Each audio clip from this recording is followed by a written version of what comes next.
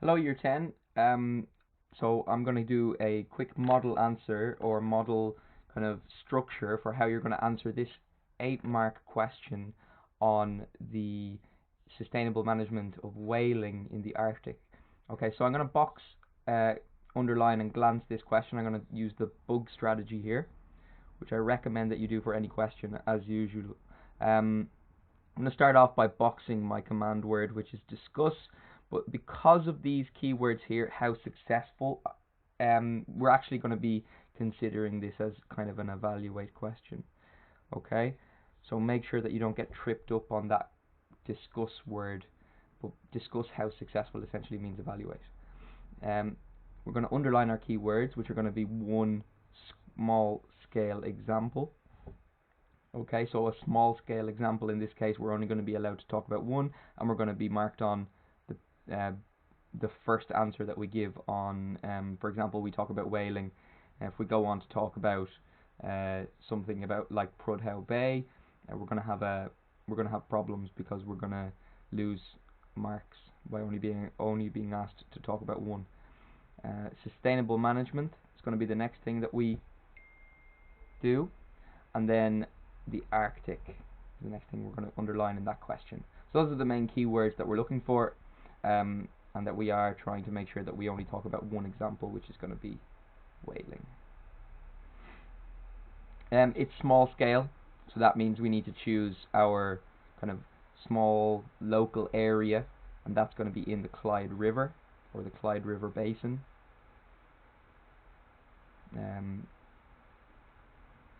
You can also refer to the region that the Clyde River Sanctuary is in, which is Nunavut, in off the coast of Greenland.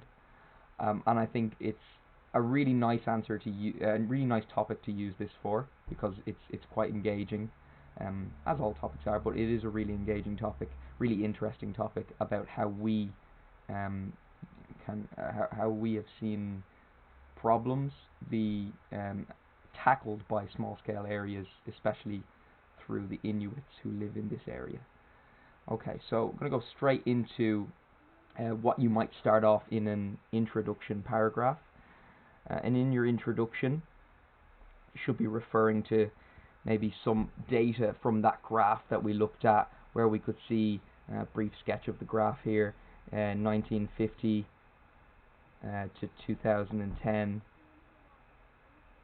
And we had a steady rise followed by a fall, and then a kind of a leveling off, and then continuous fall of the amount of whaling that was happening in the world. Okay, so that was global whales caught. That graph, have a look at it. And that graph is on page 132. Useful graph for this question. We're going to be able to extract some data from that. About 35,000 whales caught per year. Yeah. In and around that 1950 to 1955, is 1955 being probably the peak. Maybe 1960, where it hit 35,000 whales being caught, and that this started to go down because of a need to control whaling, and the possible extinction of the species in the ecosystem. Okay, so that's what we could refer to in our introduction, and then that there are many things that have been done by many small scale areas, but we're going to refer to the Clyde River Basin sanctuary for whales.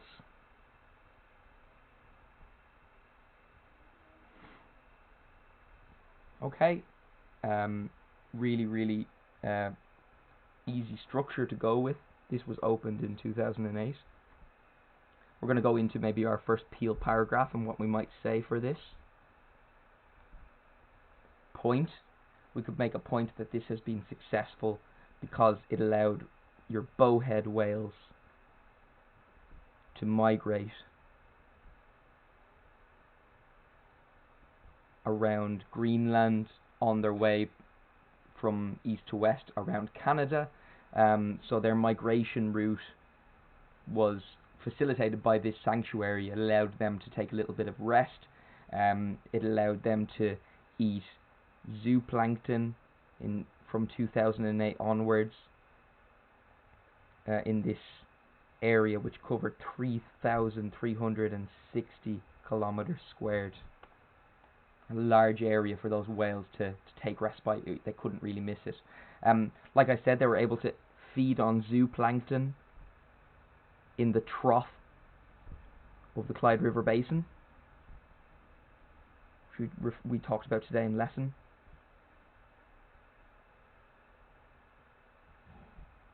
Okay, that explains how useful this sanctuary, which opened in 2008 and covers that amount of distance, was. We're explaining our evidence in a way. Also refer to this in a way as evidence, the fact that we're referring to specific food that they could eat.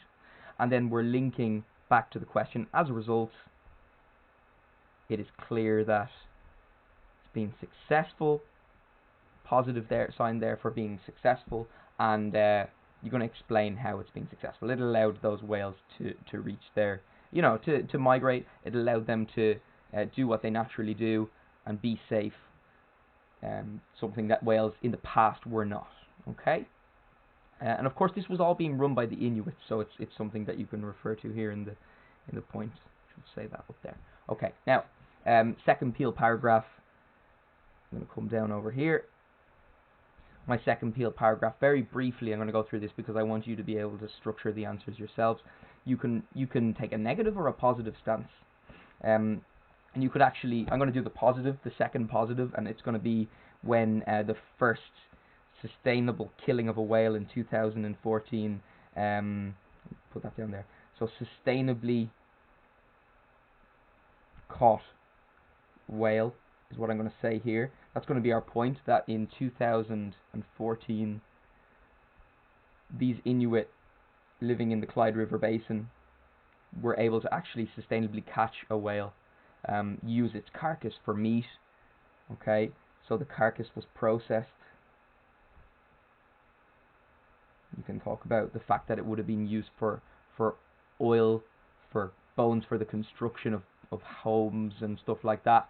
And you can say also that it was hailed by Greenpeace, who basically said that this was such a successful undertaking by the Inuit people that they were able to kill the whale while protecting and having the ecosystem's future in mind. Okay, so you could say as a result, the ecosystem was not affected negatively. You could say that the whale was caught in order to sustain the life of the Inuit people in that area while not damaging the ecosystem too much. Whatever way you want to word that, it's very important that you do link back to the question, because you're talking about how successful this was. You want to think about the sustainability of the ecosystem in the Arctic. Okay, so again, that could be a negative paragraph, something that you could think about doing. And then you would want an overall conclusion at the end. Overall, I believe, and if you've taken a negative and a positive paragraph, you can balance what you thought. You can say, I still think it's been really positive. Or you could say, well, I think small scale wise, it didn't really do too much around the entire Arctic. It didn't contribute enough. Or you could go on the positive and you can say, this was so successful for many different reasons, like we talked about in class. You can refer to ecotourism and how this has actually allowed people to make money in the area, from visitors from Europe, from visitors from other parts of North America, Canada, USA, coming and going in those little pods and seeing the whales in real life. So I think this is a nice answer for you to take. Use the whaling, use whales as your sample answer for this case study, and I wish you all the best of luck with it. Please submit on Google Classroom so I can have a look at your answers, give you some feedback, and until the next video.